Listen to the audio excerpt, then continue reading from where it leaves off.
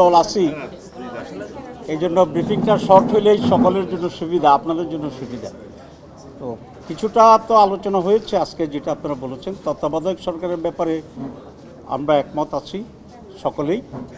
আর এটা তো অরিজিনালি বাংলাদেশ জামাত ইসলামীর এই প্রস্তাব ছিল বাংলাদেশের প্রথম 1982 সালেই আমাদের তৎকালীন ভারপ্রাপ্ত আমির জনাব আব্বাস আলী খান সাহেব সাংবাদিক সম্মেলন করে এই তত্ত্বাবধায়ক সিস্টেমের কথা প্রপোজ করেছিলেন এবং এটা প্রণীত করেছিলেন আমাদের অধ্যাপক গোলাম আজম মহোদয়, তখন ইনি আমাদের আমিরে জামাত ছিলেন।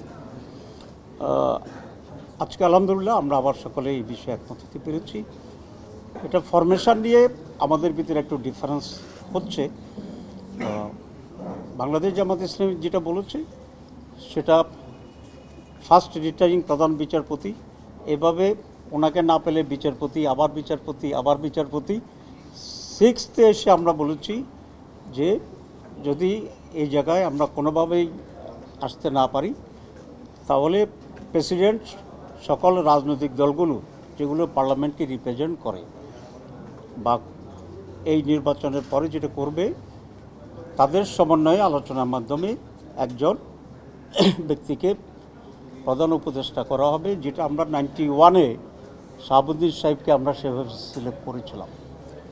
অনেকের প্রস্তাবিত ছিল এবং কমিশনেরও প্রস্তাব ছিল যে যদি এটা আমরা ফেল করি তাহলে প্রেসিডেন্টকেই তত্ত্বাবধায়ক সরকার হিসাবে আবার সে দায়িত্বটা দেওয়া। এক্ষেত্রে প্রায় সকলেই দ্বিমত পোষণ করেছে, টুকটাক একটু ডিফারেন্স আছে করার জন্য, এবং আমরা এটার বিরোধিতা করেছি। আমরা মনে করি প্রেসিডেন্টকে জড়ালে আমাদের যে আবার অতীতে একটা অভিজ্ঞতা আছে সেরকম জটিলতা তৈরি হতে পারে। আমি বেশি ব্যাখ্যা দিচ্ছি না, আপনারা এগুলো জানেন।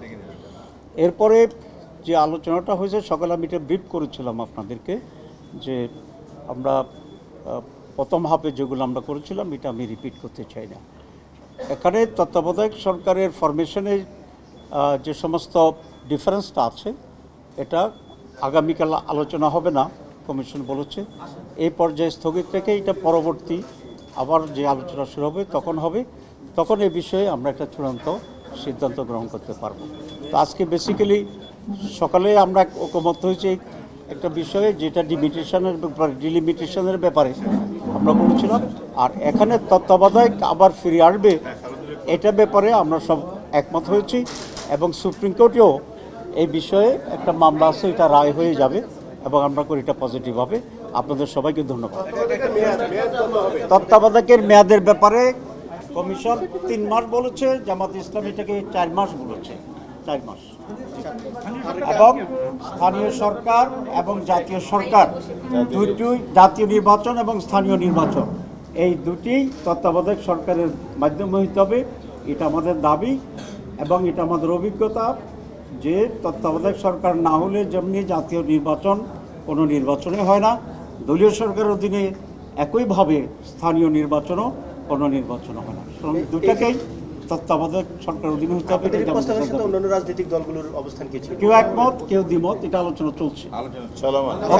আরেকটা প্রশ্ন ছিল, সেটা হলো গতকাল আমরা দেখেছি যে প্রধান দল বিএনপির ভারপ্রাপ্ত চেয়ারম্যান তারেক রহমান বলেছেন যে আপনারা যে পিআর পদ্ধতি নির্বাচনের দাবি তুলেছেন এটি বাংলাদেশের জন্য উপযোগী কিনা বিবেচনা করার কথা বলেছেন, এবং আরেকটা কথা বলেছেন যে এটা একটা অস্থিতিশীল সমাজ এবং সরকার তৈরি করতে পারে। এই বিষয়ে আপনাদের মন্তব্য জানতে চাই। না, আমরা মনে করছি যে উনি যে বক্তব্য রেখেছেন এটা ওনার মত, উনি তো ওনার মত বলছেন, কিন্তু আমরা মনে করি এটাই সবচেয়ে বেশি উপযোগী এবং এটা সবচেয়ে বেশি রিপ্রেজেন্টেটিভ টাইপ হবে, সকলের অংশগ্রহণে এটা সত্যিকার প্রতিনিধিত্ব করবে এবং কালো টাকার প্রচার হবে, ফেসি শক্তির এখানে প্রয়োগটার এখানে কমে যাবে। এটার বহুবিধ সুবিধা আছে, কিন্তু আজকে এত বিস্তারিত করলে তো বাকিরা টায়ার্ড হয়ে যাবে। আমরা এটা আপনাদেরকে ব্যাখ্যা করব, but we are in favour of PR.